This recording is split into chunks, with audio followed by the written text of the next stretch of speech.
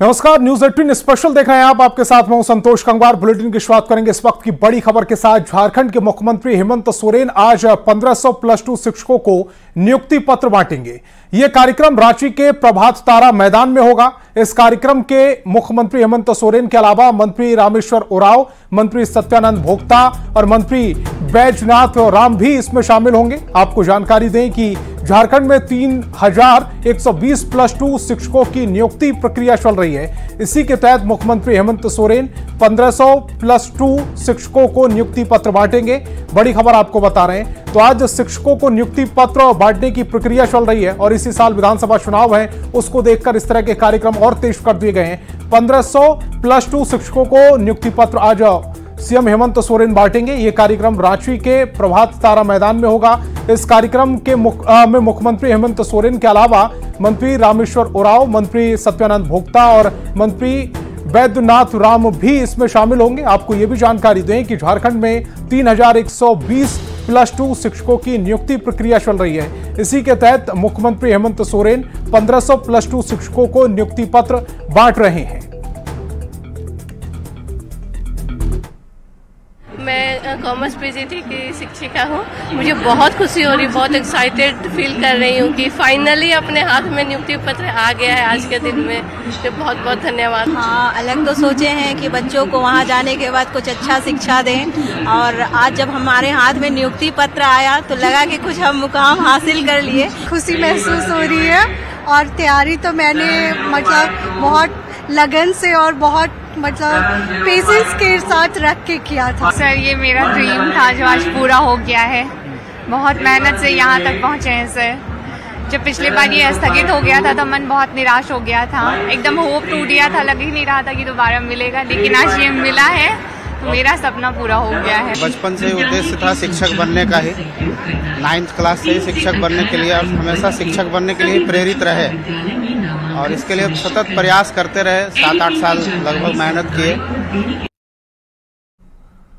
और सियाचिन में साथियों को बचाने में शहीद हुए कैप्टन अंशुमान सिंह के परिवार को उनके अदम्य साहस और बहादुरी के लिए 5 जुलाई 2024 को राष्ट्रपति ने कीर्ति चक्र से सम्मानित किया था। लेकिन अब अंशुमान सिंह के माता पिता का एक और दर्द सामने आया है। शहीद कैप्टन अंशुमान के माता पिता ने अपने बयान में कहा है कि मेरा बेटा शहीद हो गया, लेकिन सब कुछ बहू अपने साथ लेकर चली गई। आरोप है कि बहू स्मृति अपने पति की फोटो एल्बम, कपड़े और अन्य यादों के साथ सरकार की ओर से दिए गए कीर्ति चक्र को लेकर अपने घर गुरुदासपुर चली गई।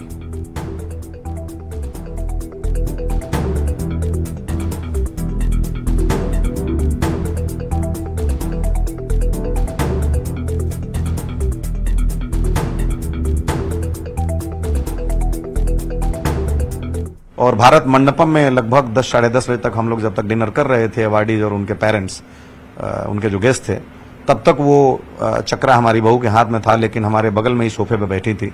एक बार भी उन्होंने नहीं कहा कि अप्पा ये लेकर के या अम्मा आप एक बार लेकर के अपने हाथ में पकड़ लीजिए। बीइंग एक्स फौजी मैं उस दर्द को समझता हूं और उसकी ग्लोरी को भी समझता हूं। अगर हमारे हाथ में आता तो कम से कम हम देख करके एक क्षण की खातिर ही, लेकिन भाव विभोर जरूर होते। और जो खट्टी मीठी यादें थीं बेटे की, या वो तो हमेशा रहेंगी, उसके साथ कुछ कम से कम पुरानी यादें जो अंतर प्रदेश में उठती हैं और उन उद्गार के साथ हम भी आह्लादित हो लेते, वो उस अवसर से हम वंचित हुए। और जब ये हृदय की वेदना थी तब ये सरबजमाई जो कि समाज में नहीं आनी चाहिए, जो कि चल रहा है कि पैसे को ले दे करके, ऐसा कुछ भी नहीं है। बिल्कुल मैंने न चाहा है और न मैं चाहता हूँ। समझिए बहू नहीं थी, वो मेरे लिए अंशुमान एक बेटा ही थी और मैं बार बार बोलती थी। और एक मैं ही माँ नहीं हूँ, हर माँ के लिए ये है कि मैं अगर माँ के लिए 4 बच्चे हैं तो उतना ही प्यार होता है। फर्क इतना है कि कौन बच्चा कितना लगाव अपने माँ से रखता है। मैं अकेली माँ नहीं, हर माँ 4-10 बच्चे पैदा करे वो बराबर इक्वल होता है प्यार, पर वो बच्चे में होता है कि कौन बच्चा अपने माँ का वो दिल जीतता है और इतना करीब होता है। वो मेरा बेटा था, वो अलग ही था, मैं नहीं अलग थी। ये हर जगह मैं अपने आप को नहीं बैठा सकती, मैं बहुत अच्छी माँ, हर माँ अच्छी होती है देश के, पर वो बेटा वो ऐसा था, उसका सम्मान मिला है। माँ बाप तो हर माँ बाप एक ही जैसे होते हैं अपने औलाद के लिए, कोई बड़ी बात नहीं है, पर बड़ी बात है उस औलाद पे कि वो कौन औलाद है जो अपने माँ बाप के लिए सब कुछ छोड़ दिया, वो मेरे लिए मेडिकल ज्वाइन किया। ये मुझे पूरी जिंदगी दर्द सताएगा मेरे लिए हर जगह।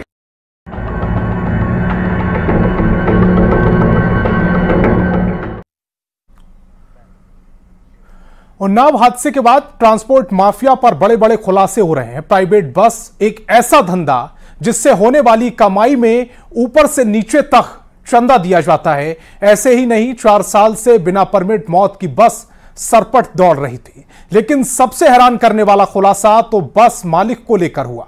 हादसे के शिकार बस पुष्पेंद्र नाम के आदमी के नाम पर थी। जांच की तो पता चला कि 39 बसें पुष्पेंद्र के नाम में है। उनमें से 35 बसें बिना परमिट के दौड़ रही हैं। लेकिन पुष्पेंद्र को असली खिलाड़ी समझा जाए उससे पहले साफ कर दूं कि नाम किसी और का, ये काम किसी और का।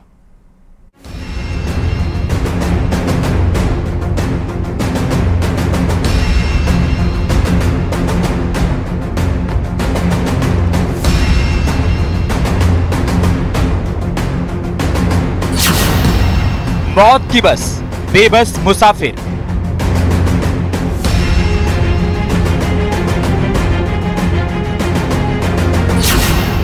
न परमिट न fitness,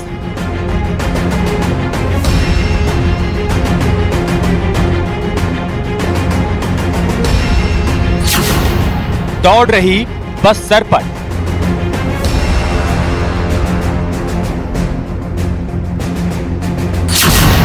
UP to Bihar transport mafia की बहार।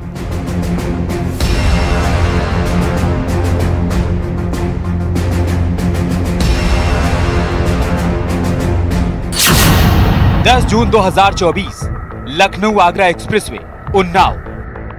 बुधवार सुबह 5:15 के आसपास का वक्त। एक्सप्रेसवे पर चारों तरफ लाश ही लाश बिखरी पड़ी थी। मौत का ऐसा मंजर कि देखने वालों के कलेजे कांप गए।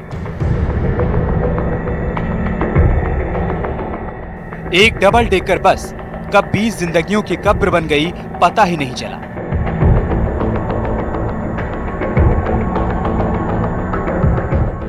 लेकिन यहीं से सवाल उठा, इन 20 जिंदगियों की मौत का जिम्मेदार कौन है?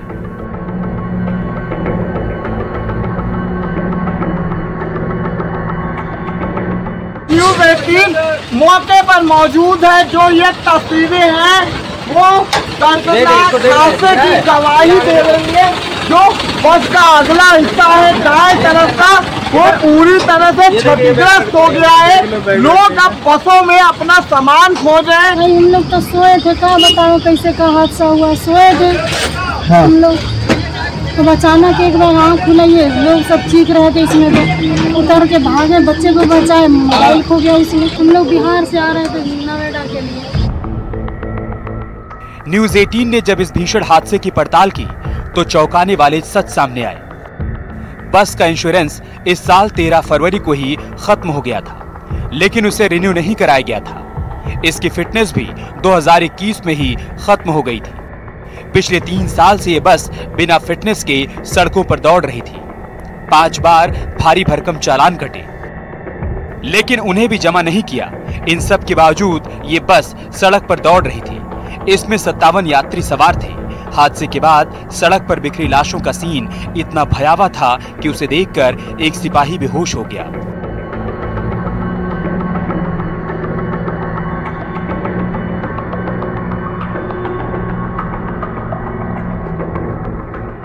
सबसे चौंकाने वाली बात मौत के धंधे को चलाने वालों से जुड़ी है, जिसको सुनकर आपके होश उड़ जाएंगे।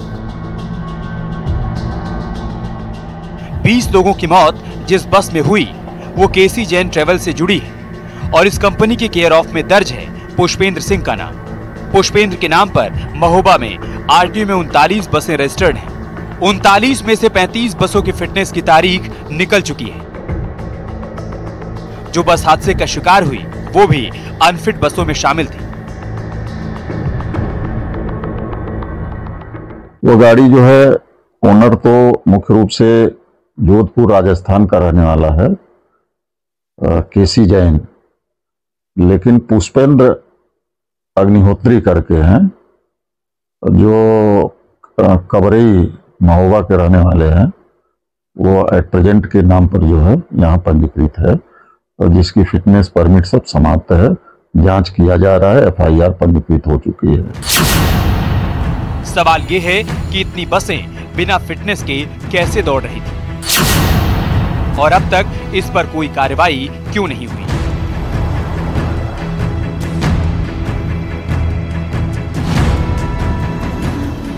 इस खौफनाक हादसे के बाद अधिकारी नींद से जागे और अब ट्रांसपोर्ट माफिया से जुड़ी फाइलें खंगाली जा रही हैं। टीम ये जानकारी जुटा रही है कि फर्जी नाम पते पर कितनी बसें दौड़ रही हैं। ट्रांसपोर्ट माफिया के धंधे में कौन कौन शामिल है। अब परिवहन विभाग इन सभी पहलुओं की जांच कर रहा है। देखिए, विगत हमारे समझ से 2018-19 से लेकर के लगातार ये पंजीकृत हुई हैं। अग्निहोत्री जो है सर, ये क्या सिंडिकेट बनाकर किस तरीके का काम कर रहा था या फिर इंडिविजुअली 39 बसें ही इसमें ऐसे कराएंगे? देखिए, अब ये जांच का बिंदु है, मेरा प्रथम दिन है आज, तो बहुत कुछ आइडिया नहीं है। अब मैं देखूंगा कि कौन कौन से लोग इस सिंडिकेट में हैं। मुझे संज्ञान में बात आई है कि कुछ और लोग इसमें इन्वॉल्व हैं। जो बस हादसे का शिकार हुई, उसके ड्राइवर से जुड़े कई चौंकाने वाले सच सामने आ रहे हैं। बस बिहार के मोतिहारी से मंगलवार की सुबह 5 बजे चली थी, यानी कि हादसे से ठीक 24 घंटा पहले बस में 2 ड्राइवर और 1 क्लीनर मौजूद थे। मंगलवार की रात में बस एक ढाबे पे रुकी और वहीं से दूसरा ड्राइवर बस को चलाने लगा। अब इस बस को कौन सा ड्राइवर कितनी देर चलाया यह कोई नहीं जानता। बस में सवार यात्री बताते हैं, मंगलवार की दोपहर 1 बजे मैं बिहार के सीवान से बस से दिल्ली के लिए चला था। रात में 11 बजे के आसपास गोरखपुर गोंडा के बीच गुरु नानक देव ढाबे पर बस रुकी थी। कई यात्री दावा कर रहे हैं कि ड्राइवर ने उस दौरान शराब पी थी। अगर ये सच है तो सोचिए, इतने लोगों की जिंदगी किस शराबी के हाथों में थी।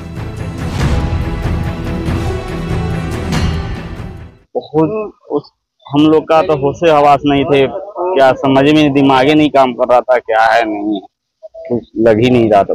70-80 सौ के करीब पानी में रहे होंगे। सर हादसा तो हम लोग सोए थे, मैंने अचानक से एक बस लड़ी उस जगह, क्योंकि तो आधा की गायब था। जो भी मेरे फैमिली का मेंबर था उन लोग को बाहर ये शीशे से बाहर निकाले, एक जगह सेपरेट रखे, तो फिर देखिए इधर आए तो बहुत सारे डेट कर गया।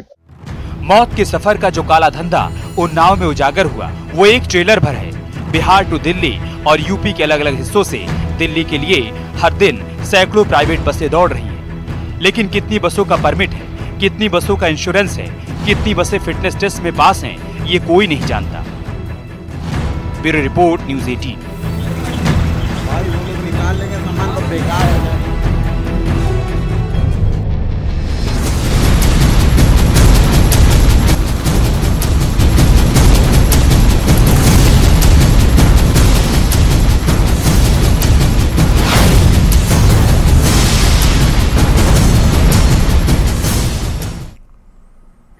और आधे से ज्यादा भारत पर मानसून ने बड़ी स्ट्राइक कर दी है। यूपी से असम, उत्तराखंड से हिमाचल और बिहार तक कहीं जमीन धंस रही है, कहीं पहाड़ टूट रहे हैं और जमीनी इलाकों पर बाढ़ ने कहर बरपा रखा है।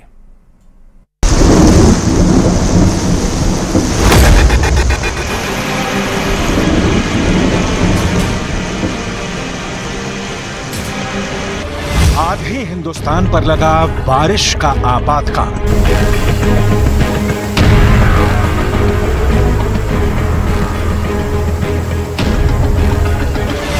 कुदरत के प्रहार से पहाड़ ध्वस्त होने लगे।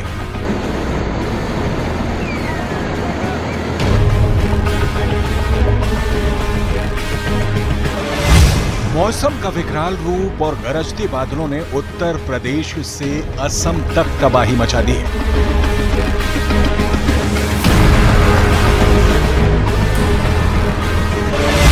नेपाल के पानी से बिहार और यूपी में मचा हाहाकार।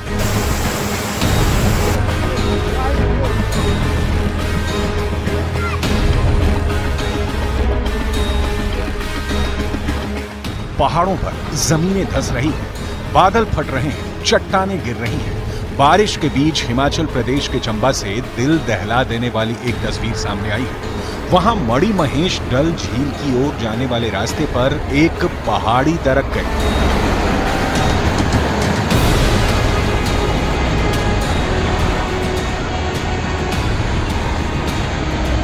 सामने आए वीडियो में पहाड़ी से फुल स्पीड में पत्थर गिरते दिखे और फिर धुएं का ऐसा गुबार उठा कि मानो कोई जोरदार बम विस्फोट हुआ हो। राहत की बात रही कि इस हादसे में जान माल का नुकसान नहीं हुआ। उत्तराखंड के बागेश्वर में लगातार बारिश की वजह से नदी नाले उफान पर हैं। कपकोट इलाके में बारिश होने से सरयू नदी का भी जल स्तर बढ़ता जा रहा है, जिससे आसपास के इलाकों में लोग डरे हुए हैं। राजधानी दिल्ली पर भी बीती रात बड़ी स्ट्राइक हुई। दिल्ली को हरियाणा से पानी देने वाली बवाना मुनक नहर में देर रात 1 बजे एक बड़ा हादसा हुआ। जेजे कॉलोनी की तरफ से नहर की दीवार टूट गई, जिसकी वजह से नहर का पानी आसपास की कॉलोनियों में भर गया। पानी इतना ऊपर आया कि घरों में घुस गए और लोगों को घर छोड़कर भागना पड़ा। ये बवाना की सुबह की तस्वीरें बताई जा रही हैं। मुनक नहर का कंक्रीट का हिस्सा टूटा है, जिसे रिपेयर करने के लिए काम चल रहा है। एक तरफ पानी घरों में घुस चुका है तो वहीं लोगों को साफ पानी की किल्लत हो गई है। चंदूरे जी, खुद घुटने से ऊपर पानी, जहां पर आप खुद भी यहां पर आए हुए, क्या स्थिति बनी है, कैसे जानकारी मिली और क्या कुछ किया जाना चाहिए था? रात को 2:30 बजे मुझे फोन आया कि यहाँ पर JKLN ब्लॉक में पानी आया है। जी, घर पे कोई जा नहीं सकता, चूल्हा कोई जला नहीं सकता है, कह रहे ना खाने पीने का इंतजाम हुआ है, ना पीने का पानी का इंतजाम है। पीने के पानी के टैंकर जल बोर्ड के लग गए हैं। कोने के ऊपर खाने का टेंट लगा हुआ आप देख सकते हैं। भारतीय जनता पार्टी के कार्यकर्ता बैठे हैं। यूपी के 12 जिलों में बाढ़ की वजह से हालात बेकाबू हो चुके हैं। बताया जा रहा है कि यूपी के 133 गांव पूरी तरह से जलमग्न हो चुके हैं। यूपी के सीएम योगी आदित्यनाथ भी ग्राउंड पर पहुंच चुके हैं और वो बाढ़ के हालात पर नजर रखे हुए हैं। सैकड़ों गांव इससे चपेट में आए हैं। हम लोगों ने सभी गांवों में NDRF, SDRF, PSC की फ्लड यूनिट और स्थानीय स्तर पर नौकाओं की व्यवस्था भी की है। बलिया में घाघरा नदी इतने उफान पर है कि उसके तेज बहाव से हो रहे कटान ने लोगों को दहशत से भर दिया है। सामने आई तस्वीरों में घाघरा नदी तबाही मचाने को बेताब दिखी। अब तक 6 मकान घाघरा नदी में समा चुके हैं और प्रशासन ने चेतावनी दी है कि 17 मकानों पर खतरा मंडरा रहा है, इसलिए उन्हें भी जल्द खाली किया जाए। पहाड़ों से छोड़े गए पानी ने शाहजहांपुर की पूरी तस्वीर को बदल दिया है। नदियों में उफान इस कदर है कि लोगों के गले तक पानी पहुंच चुका है। सबसे ज्यादा दिक्कत नदियों के आसपास के इलाकों में हो रही है, जहां लोगों के घरों में सैलाब का पानी घुस गया है। जहां पहले गाड़ियां सरपट दौड़ा करती थी, अब वहां NDRF की नाव के जरिए लोगों का रेस्क्यू किया जा रहा है। मकान खुद डूब गया। हमारे मकान में 3 फुट पानी है और निरंतर कल ट्रैक्टर से हमने निकाला गया हम सब लोगों को। एक तरफ आसमान से आफत की बारिश हो रही है तो आसमानी बिजली भी काल बनकर बरस रही है। बिजली गिरने से बीते 24 घंटे में उत्तर प्रदेश में 16 लोगों की मौत हो गई है। चंदौली में 6 लोग आसमानी बिजली की चपेट में आकर मारे गए। पूर्वोत्तर के राज्यों में भी भारी बारिश से हाल बेहाल है। खासकर असम में हालात बेकाबू हैं। पिछले 24 घंटे में असम में 5 और लोगों की मौत हो गई, जिससे बाढ़ से होने वाली मौतों की संख्या 84 के आंकड़े को छू गई है। कुल मिलाकर राज्य के 27 जिलों में बाढ़ से 14.3 लाख के आसपास लोग प्रभावित हैं। हालात सुधरने की बजाय भयावह होते जा रहे हैं। अब हालात ये है कि इंसानों के साथ जानवर भी जान गंवा रहे हैं। अभी तक बाढ़ से ग्रसित होकर 84 लोगों के साथ कई जानवर भी मौत के मुंह में समा चुके हैं। उधर काजीरंगा नेशनल पार्क में 150 से अधिक जानवरों के डूबकर मरने की खबर है।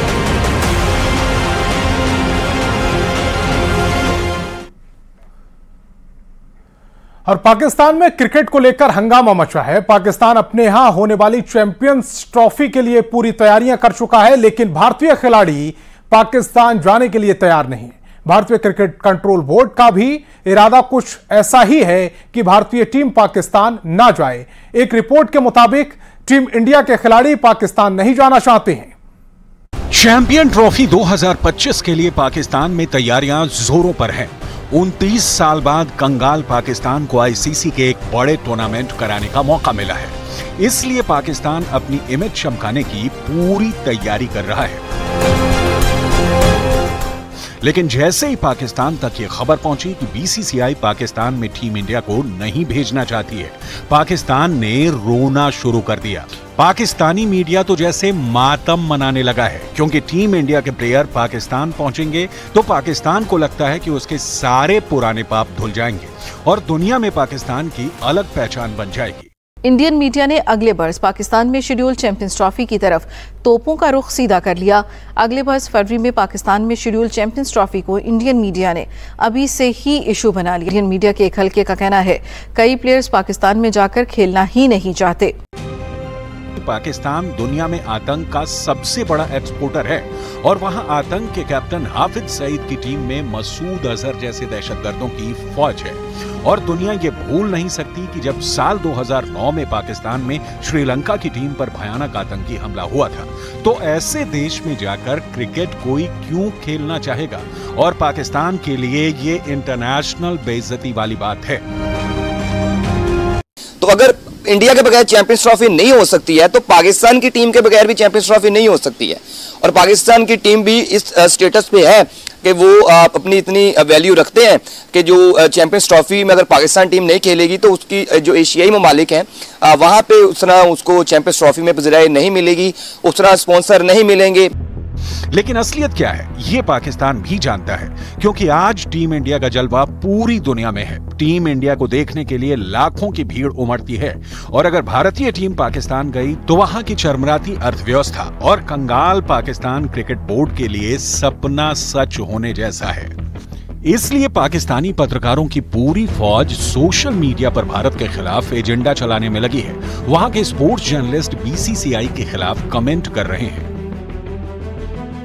वहाँ पे 400 की बात हो रही थी, जनाब आला हम 400 क्रॉस कर देंगे और लैंडस्लाइड विक्ट्री लेगा, लेकिन लोगों ने वोट दिया। बहुत अच्छी बात है, मैं बड़ा खुश हूँ कि जो इंडिया की आवाम है उन्होंने जो इंतहा पसंदी थी, हिंदू इंतहा पसंदी, उसको शिकस्त दी। और एनपीसीबी मोहसिन नकवी ने कहा है कि चैंपियंस ट्रॉफी के तमाम मैचेस पाकिस्तान में ही होंगे।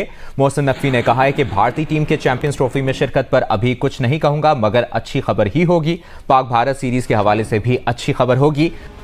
भारत और पाकिस्तान के बीच पिछले कई समय से रिश्ते अच्छे नहीं हैं। ऐसे में इस मामले पर आखिरी फैसला केंद्र सरकार पर निर्भर करेगा। इसी के चलते दोनों टीमों के बीच कोई सीरीज भी नहीं खेली जाती है। भारत और पाकिस्तान के बीच सिर्फ आईसीसी टूर्नामेंट और एशिया कप के दौरान ही मैच खेले जाते हैं। चैंपियंस ट्रॉफी आगे है, इस मामले में जो भी हमें भारत सरकार कहेगी उस हिसाब से हम करेंगे। भारत सरकार जब हमें परमिशन देती तभी हम अपनी टीम भेजते हैं, तो उस मामले में हम भारत सरकार के निर्णय के हिसाब से जाएंगे। चैंपियंस ट्रॉफी 2025 का आगाज कराची में 19 फरवरी को होगा। ओपनिंग मुकाबला पाकिस्तान और न्यूजीलैंड के बीच खेला जाएगा। साथ ही शेड्यूल के मुताबिक भारत और पाकिस्तान को एक ही ग्रुप में रखा गया है। भारत और पाकिस्तान का मुकाबला 1 मार्च को लाहौर में होगा और इसके लिए लाहौर के गद्दाफी स्टेडियम की शक्ल सूरत बदली जा रही है। पूरे स्टेडियम पर बुलडोजर चलाया जा रहा है।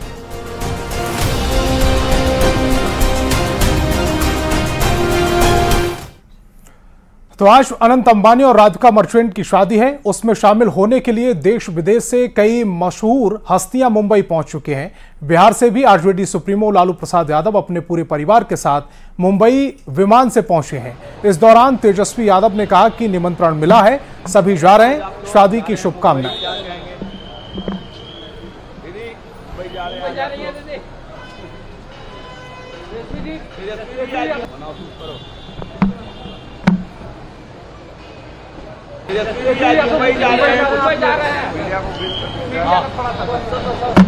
निमंत्रण है उसमें हम लोग जा रहे हैं।